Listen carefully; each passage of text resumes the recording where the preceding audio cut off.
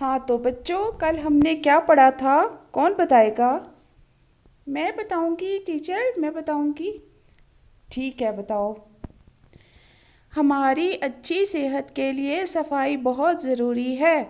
इस्लाम में सफाई पर बहुत ज़ोर दिया गया है। हमें चाहिए कि बाकायदगी से नहाएं, साफ़ सुथरे कपड़े पहनें, नाखून काटें, अपने खाने पीने की चीज़ों को ढाँप कर रखें, खाने से पहले और बाद में हाथ धोएं और बाकायदगी से दांत ब्रश करें। हमें अपने इर्द गिर्द के माहौल को भी साफ़ सुथरा रखना चाहिए। हमें अपने घर और स्कूल की सफाई का भी ख्याल रखना चाहिए ताकि हम सेहतमंद रह सकें। शाबाश शाबाश। आप सब ने पिक कर लिया कि ये क्या बताया है मीना ने? जी मैडम, बहुत अच्छा बताया है मीना ने। हमें बहुत अच्छा लगा, हमें भी याद हो गया।